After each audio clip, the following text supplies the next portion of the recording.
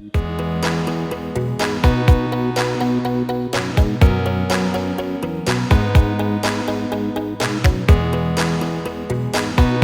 Brett, thank you so much for joining us today. I'm looking around at this beautiful restaurant you guys have going here. I see kind of a greenhouse atmosphere going. I know that your June garden parties are renowned for getting money for charity, and is that kind of some of the atmosphere that you've decided to bring into here, or why this way? The landlord for this complex approached us at Kaylee's about doing something up on the patio. And it started with the idea of maybe a couple of barbecues and some trellis and umbrellas.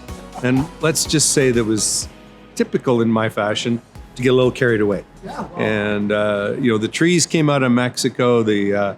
I jokingly say that every plant in here is alive, but it's alive with the history of the energy sector because they're all plastic. Yeah. But it's real, and it's going to be an extraordinary venue in terms of bringing people together because it's so unique. There's nothing like this in Canada. It's an 8,000 square foot, I call it weather managed. That's what this cover does for us. And yet it's pretty clear that we're outside. We're not suffering indoor weather in any way, shape, or form. We're outdoors. With all the craziness that's going on here, honestly, in the world and the province, and kind of cancel culture taking over everything that we're seeing, what is it that you'd say kind of good advice for Alberta and Canadian entrepreneurs in this current culture? Well, cancel culture is a frustration for all of us. I mean, I find that sometimes I can post that, hey, have a wonderful Tuesday, and someone reads it Wednesday and gives me grief for not knowing my days of the week. So cancel culture takes extremes, and it's proving to be stupid. A lot of the cancel culture moments, when you look at how people are being judged, and it's causing a fear factor for a lot of entrepreneurs in terms of what they say, what they do. We saw the original cancel culture was a wonderful young couple built a Mexican restaurant in Portland, Oregon, and they got attacked because they weren't from Mexico. They were celebrating the food. They were running a business. People came there by choice, and yet cancel culture felt it had to step in and shut them down. So we get some real, I call it the height of stupidity is where cancel culture starts, and it takes it to levels never seen before. In my mind, the world of entrepreneurship is about taking risk. And for me, I'm not an entrepreneur who takes risk because I like rolling the dice in Vegas. It's because I think I can judge the risks, take the risks, assess the risk, and work with the risk. So I'm not afraid of risk in that sense, but it also means you can't be afraid of failure. You have to know that if you make a mistake, you learn from it and drive on. Have I made some mistakes in the restaurant industry? Yeah. But we've learned from it, and this may be the result of a lot of mistakes because we've turned it into something that's pretty cool. Well, I like to always say fail forwards is the way I like to talk about it. Every time you have a failure, it's just a stepping stone in the right direction. On that topic, for entrepreneurs just starting to get into it in the current economy today and what's going on, what would be your advice for an entrepreneur wanting to get their feet wet and jump in? Well, quite often entrepreneurs are pretty focused on their service or their product. And they sometimes forget that delivering the service or delivering the product doesn't matter if no one buys it. So marketing is job one. And that's where I think most entrepreneurs sometimes underestimate the importance of the uniqueness of their product. They might claim that it's unique and there's nothing like it. Well, you have to convince the customer, the consumer, that is unique and it is worth pursuing. So I always argue that the pursuit of the marketing moment, the most important marketing document you'll ever prepare is often your resume. And as an entrepreneur, that most important marketing document is your business plan. And your business plan, let's start with this right now. Your business plan will be wrong usually within 24 hours. So the question is, how well can you pivot or rotate or move forward? Or sometimes people talk about hitting a fork in the road. Sometimes it's a T intersection and you got to go left or you got to go right. You're not sure. And so without having some willingness to understand, take on the extra time to understand marketing. And marketing includes understanding what consumers want, dealing with post-purchase dissonance, which is after someone buys something from you, how do you make them feel good about it? It's like when someone's come here to the restaurant, if someone writes a large ticket, we're going to make sure they get a gift card for doing that. So it's a positive reinforcement for having been here. I bought a car once. A year to the day after I took delivery of the car, I got a book from the factory floor. It was pictures of my car being assembled on the factory floor. It was pretty cool, So just things that you can do to continue to engage the customer. And that's where marketing also involves understanding your competition, understanding the size of the market. I've had people say, well, if I had the most unique leash for a dog and there's 20 million dogs in Canada and I get 1% of that market, well, the cost of getting 1% of that market might be $10 million. So 1% sounds low, but 10 million sounds high. And so it's a matter of really understanding how you approach the market that matters to you, whether you use charity, whether you use the team that you work with, whether you use your customers, but how do you build brand? And that's really why I keep drawing back to marketing. Oh, well, that being said, would you say the most common thread that you see between businesses that fail and most common thread between successful businesses, would you say marketing is one of those most common threads, or where would you stand? Well, marketing certainly, I think the difference between success and mediocrity. The problem for businesses who fail is often in cost control and delivering a product. One of my businesses from Dragon's Den, sales were leaping and leaping and leaping. What I didn't realize was that the more we sold, the more we lost. We had no margin. And so as a result, the entrepreneur who had put the business together hadn't focused her sales team on protecting margin, but rather on growing gross profit. That was a big learning moment for me. So again, it's a matter of cost control and sometimes governance. Sometimes people, the young entrepreneurs, forget how important it is to engage your management team. Entrepreneurship's often viewed as a solo exercise. Not for me. Every business I go into, I have partners. In the restaurant business, I got a couple of people who are here, work with me, Matt and Chad. Nothing gets done that the three of us don't agree on. I might take initiative, but until I've sold them on it, I want the whole team to buy in. Likewise, in terms of the concept of marketing, you need to build brand. And to do that, you need buy-in. So that comes back to making sure I have partners and people that I trust and admire. Because I can't be there 24/7 on every business, but my partners and I together can be. Well, I've done both myself. I've had businesses where it was me solo, which honestly was a hard act, and I can't say that I enjoyed it. Now, all the businesses I'm involved with are all partnerships. And of course, picking the right partners and having great paperwork in place always helps. Picking the right partners. And I've made some mistakes there too. Well, Brett, often I hear you considered a philanthropist. What is it that makes you care so much about people, and what do you think, like for your business, that does? That was really an evolution. When I came to Calgary, in my first few years of paying the bills, my wife and I at the time decided that we'd take a percentage of our total income and allocate that at the end of the year, November, December, to charity. That was our effort at engaging. And it was more work than I realized. It was a lot of work trying to figure out where do we send $20, $50, $100, whatever the numbers were. We had to think about it. Over time, I started to realize that my parents had been extraordinary role models for me. Mom was a social worker, Dad was a car salesman, but they engaged in the community. I grew up in the Battlefords, but their love of the Battlefords, Dad's work going door to door, raising money from neighbors, on the radio, just all sorts of things that he got involved with. And I had never really appreciated that he was unique. I assumed that every parent did what they did. Well, as I started to realize what a role model they were in my life, it was as I was starting to roll out my first business.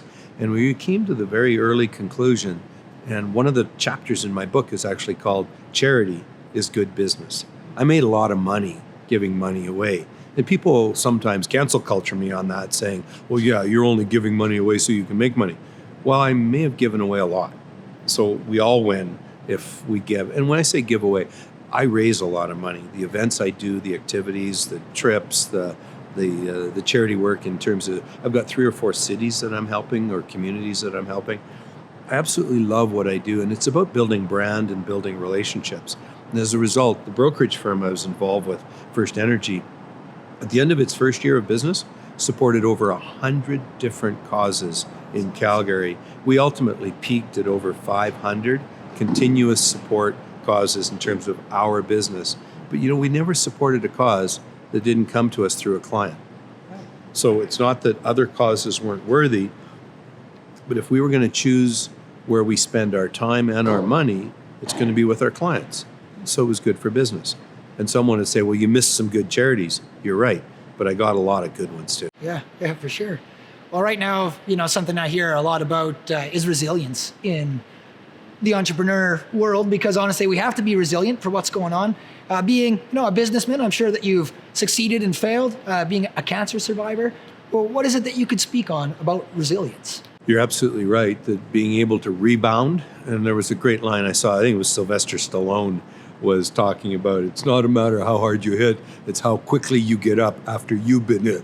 So, you know that you're going to get knocked down a few times. And that's what, here we're struggling with what time do we open relative to the COVID rollout. And we're a patio, but do I want to hire 50 people only to let them go if the variant becomes a bigger issue? So we're flip-flop, trying to make smart decisions as we go. Our restaurants are running beautifully in terms of our outside experience.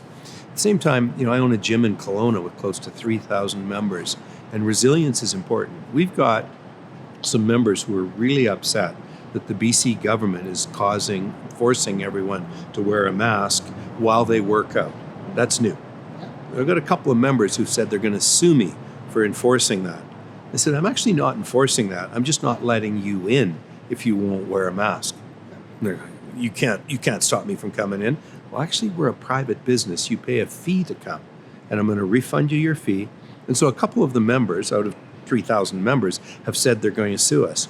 And my response was, I look forward to seeing how you articulate your argument when you put it in writing. Mm-hmm. I'm not afraid of being sued. I'm only afraid of failure when I can't stand up again. And these guys are making a mess. There's got 3,000 members who said, we'll accommodate. 2 members, 4 members, whatever the number is, have said we don't like it. Well, that's fine. Raise a fuss. Let's keep going. Well, I know that you're a strong supporter of Saskatchewan. The product I invented called Body Liner, actually the only other shop that I'm allowing to spray it is I met a great couple down in Carlisle, and so they're spraying our product down there. What is it that you just love so much about Saskatchewan that I see you just putting so much in? Well, it's really, as much as I support Saskatchewan, I also support Alberta. I have a particular passion for Saskatchewan because I was born there. And let's never forget that the West was opened by the original entrepreneurs, the hunters, the trappers, the farmers, the fur traders. And believe it or not, Fort Chipewyan was a fishing community on a trek where they took where the fur traders and the hunters did their jobs. So, we opened up the West with the original entrepreneurs. And I've never forgotten that. I've never stopped celebrating that it's really the entrepreneurial spirit. We can give credit to a couple of big enterprises. I'm not even going to name some of the big companies, but it's the small enterprises, the restaurateurs, the Dairy Queens, just to pick names out of the air. Yep. But it's the people who run the small businesses who employ the people that work here all day long. And they're the ones who are struggling through COVID, trying to figure out just what is important, what's not important. And what's important is trying to keep their businesses open and surviving. And that's why I often say I shop online, but I buy local. So in other words, I shop online to learn, but then I walk to the store and buy local. Yeah, awesome. Well, with that being said, too, we've seen a lot of businesses leaving the province, leaving the country. With all this going on, why is it that you've decided you're staying here in the province? Well, I've always called Calgary my base camp.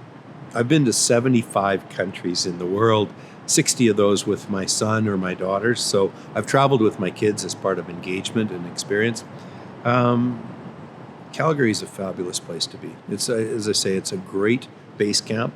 My staff are here. I'm certainly invested across the West, from Vancouver to central Saskatchewan, from downtown office towers to farmland in Saskatchewan, little investment down in Nashville, Tennessee, but the bulk of my wealth is invested in the West. I love it. I love being here. Nothing's going to change. By the way, I just happened to notice while I was looking at your eyes, you're wearing a shirt that says Buffalo. Love it. Actually, it wasn't on purpose. So that being said, what do buffaloes mean to you?